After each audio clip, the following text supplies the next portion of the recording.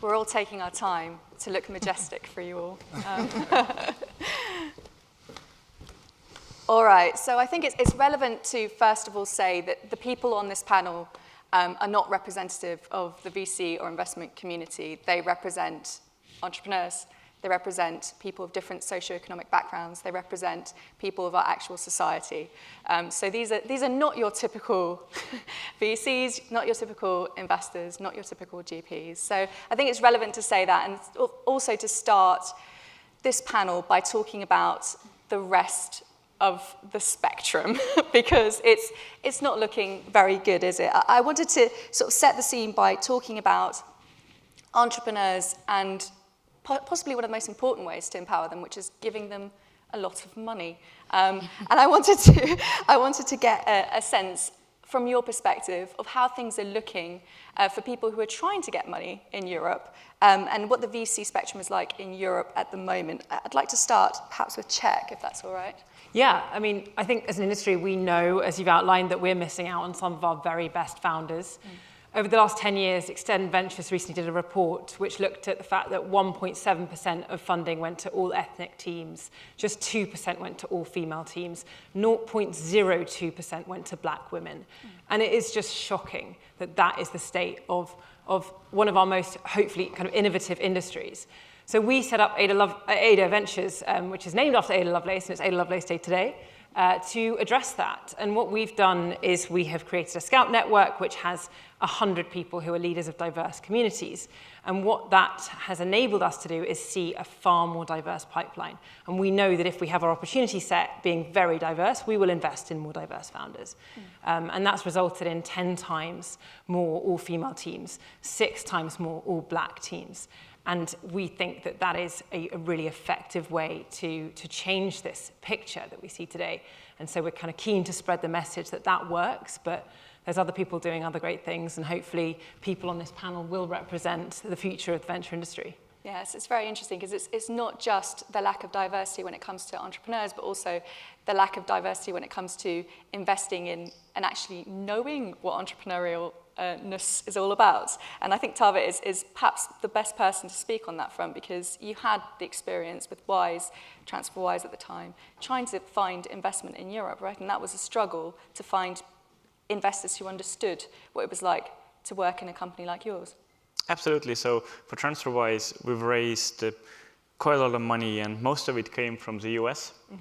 And kind of through the experience of building TransferWise and with fellow founders, we realized that one of the biggest things missing in Europe is venture capital investors who've actually been there, who have built the companies themselves. Today, only 8% of European investors have experience working in a fast-growing startup. Yet we believe that for early-stage investing, it is incredibly helpful if you've been there yourself.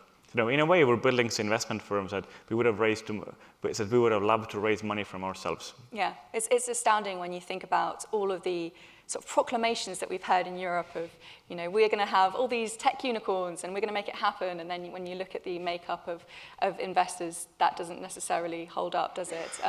I think one of the other important things was something that Czech was mentioning at the beginning, which is the 0.02%, which goes to black female entrepreneurs. I'm keen, Omi, you've been championing that side of things for some time now, and I'm keen to get a sense from you as to whether things are changing, because you have more of a community appeal to try to bridge that gap a little bit more, right? Yeah, I think that there are small moves being made. Like, we're seeing more emerging fund leaders that are black and brown. And so we're seeing more people raise funds to invest in their communities. For us at Black Girl Ventures, it was people will never get to you if there's not a level of catalytic capital. Yeah. And so we take a sort of approach that is, think about like an American Idol and a Kickstarter, and we put the two together. And so founders pitch, and then the audience or the community actually votes with their dollars. We take that capital and we grant it back out to those founders, and we have corporations match those dollars and give higher prizes. From there, we realized that it wasn't just about the capital, the financial capital, it was the social capital.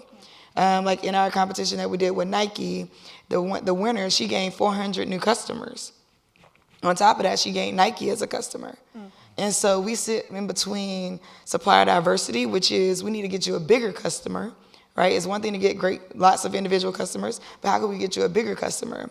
Now she's the first Latinx founder in the consumer packaged goods industry to raise over $1 million in venture.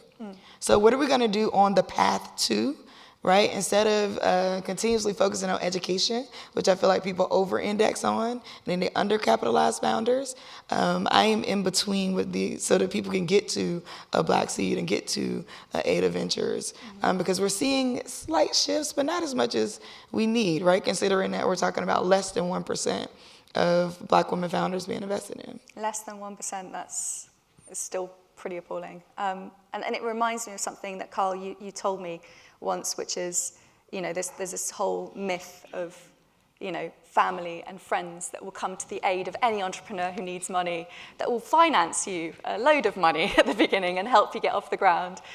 What's that been like for Black Seed? I mean, it's a huge dislocation for all founders, actually, because the majority don't come from households that can facilitate that initial kind of seeding. That being said, disproportionately affects Black households, and especially in the UK. I myself come from a low-income household. And I mean, let's take Black Seed as a proposition. We're a duality as an explicit fund and a community. We've had to bankroll the whole thing ourselves. So month to month, there's just no certainty that you're gonna be able to see out 4 weeks, that you're gonna be able to stay and keep your faith in the ring. Yeah. That being said, I mean, reptile brain is a real thing.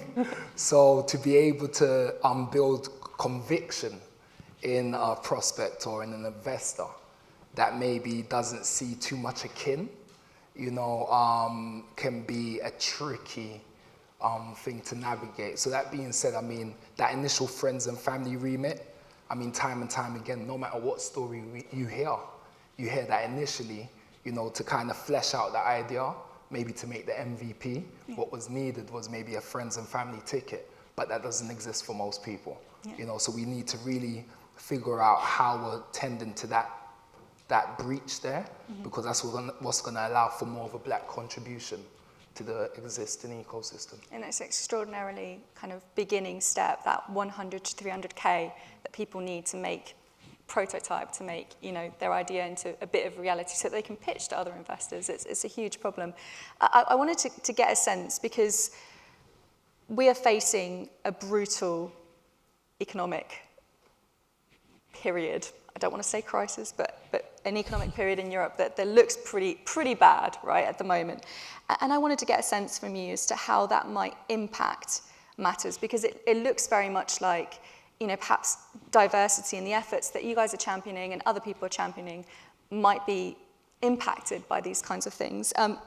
Can I start off by asking a little bit about that sort of thing? I mean, it would be great for you to talk about how that will impact, for example, people trying to get all of those big contracts, trying to appeal to all those big brands that maybe go, we don't have any money, we're not going to do that. Yeah, I mean, we saw this during the pandemic. Initially, a lot of the investors just doubled down on their own portfolios. So when we're not seeing the shift in the number of women being funded or the number of people of color being funded, it was because during that time, funding went out, but it often went to second, third, fourth, fifth, eighth, ninth, 10th rounds of people who are currently in their portfolio. So it is a challenge. I mean, in that case, I think founders just start leaning toward getting as much money as they can from going straight to market with the internet.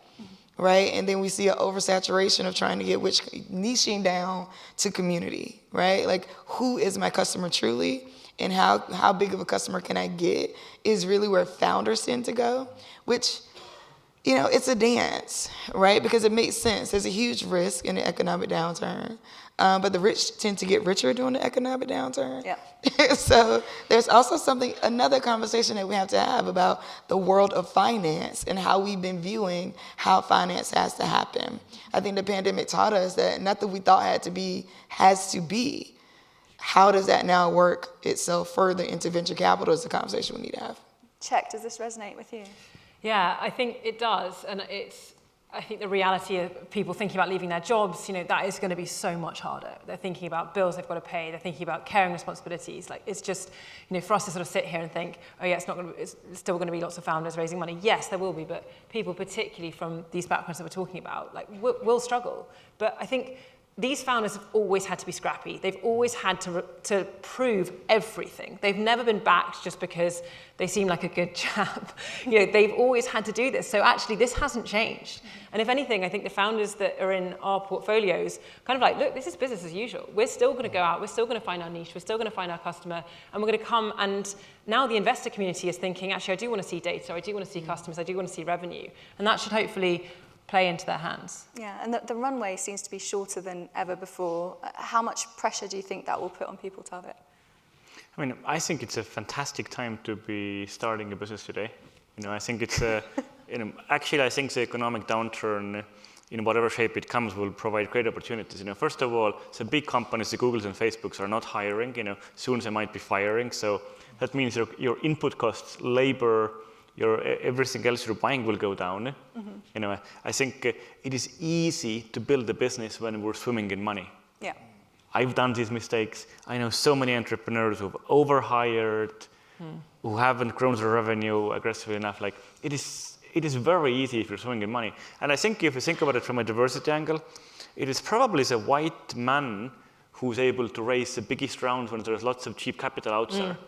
So these people will be in a more hard time as well. So I think this will force all the entrepreneurs to think much harder about the entrepreneurial scrappiness and figuring out how to make something from nothing. So I think it's going to be a fantastic time. And if you look back in history, I think a lot of iconic companies have been started during the downturn. So we think back about the dot-com boom, and the first company I worked at, Skype, was started right after that. It felt like a horrible time. Venture capital did not exist back then. Yeah. So there's probably other companies. I think maybe Netflix was started before, but I think Netflix got kind of going after the first dot-com crash. And then if we go into the global financial recession, what do we get from there? Square, Airbnb, a lot of iconic companies that got started right then. And that's because they had to be extra careful about figuring out how does it make things work. So it's going to be a fantastic time, and I'm very excited to be investing in the founders who are coming out and starting now. It does feel like the ultimate stress test, doesn't it? It just prepares you for what's coming. Yeah. It's never an easy journey, but today is, I think, the best time. And Carl, how do you think this will impact people who are at the very early stages of raising money? I mean, if the overall messaging is one of drought, scarcity, I do feel it's going to have an impact on founders that already know that there is a bit of a tumultuous kind of road for them to be able to get access to capital. So I do feel as if they are going to be further disadvantaged. That being said, it is a road that they are used to. They have to be extremely resilient. That's just the day job, so it is business as usual. That being said, what I do worry about is diversity falling further down in terms of the agenda, because, I mean, we have to be honest that a lot of the work that we see being done in society is cosmetic. So if it's not as seasonal and there's other things kind of like dominating the headlines, there is a tendency for money to flow in that direction. So I feel it's something that we have to all be aware of, but ultimately, I do believe that this time is going to be a great kind of filtration for those that deserve it and will show themselves worthy. A good shake-up. Obviously, it is also an incredibly stressful time for entrepreneurs and also for investors who have to make sure that their money goes further, right? And I wanted to delve a bit into this because the pandemic has been a brutal time for entrepreneurs, not just because a lot of them were losing funding, they couldn't get paid by their clients, they were suffering under huge mental strain, they're worried about their families. This is not necessarily over. We've seen the headlines over the years about the level of stress and mental health issues that entrepreneurs face. I kind of wonder whether, from your perspective, that has changed something whether within the investor community, whether people are more aware of these things and whether there's more support being provided. Check, perhaps. Yeah, I think you're significantly higher risk of depression as a founder. You're significantly higher risk of so many other mental health issues. And I hope that the venture industry has understood that they need to take a more human and holistic approach to not just throwing money at someone, but actually understanding the person, the humans that are running these businesses. I mean, at Ada, we give one and a bit £1,000 per company to spend on mental health support. And that's not very much. We're a small fund. We'd like to do a lot more, but it's also about sort of the positioning and how that sets the tone for how they then treat their staff as well. I think it's a real challenge, and it's something that we, as a whole investor community, need to take much more seriously. Do you feel like entrepreneurs, Tave, are more willing to talk to people who have been in their shoes before? I mean, hopefully, just being able to share your experiences, you can give them some comfort about how to do it. But I think we should not shy away from the fact that it is a horrible job in some ways. And if you look at a lot of iconic entrepreneurs that are on some kind of spectrum in terms of mentally, is that a good or bad thing we can talk about? But it just needs people to make a pretty big effort and sacrifice to build something which is really significant. And oftentimes it ends up being coinciding with when people have children, etc. Yes. So my wife jokes that TransferWise is our first child, and the next two are they're just followers. But same time, when I had children, that also meant that there was no every day I would aim to head home at 6 and then start working on at 8. There was no such thing as we go for a beer after work. Like a beer after work was planned 4 weeks in advance. So you just need to find ways to make it work. It's very difficult, and it's something that kind of reminds me of some of the research that I was doing for this mental health issue. There was this Inc. Article from, I think it was 2013, about this man who was saying, I'm suffering through mental health issues, I'm trying to build my business, and I've just found out I'm going to have my first kid. And now I'm thinking, what if I fail my child? What do I do? There's like this extra pressure. When you have people walking into the room, I mean, how conscious are you of, actually they could be going through things you don't know about. Maybe they don't want to fess up that, they're under a huge amount of stress. I mean, you want to? Yeah, I mean, I think that what you're bringing out is the VC responsibility is starting to shift. I think traditionally the world of finance is, I just give the money and we 10X and now we're all good. And now we actually have to require them to think different, right? Require them to think about people. And it has not been that way all the time. So now it's like, I think what you're doing is beautiful. I don't think that in the US that we're handling it that way. I think it's a conversation, but I think it's still very separate. And that's why people don't want to go into the rooms and say that they might be pregnant or want to plan a family.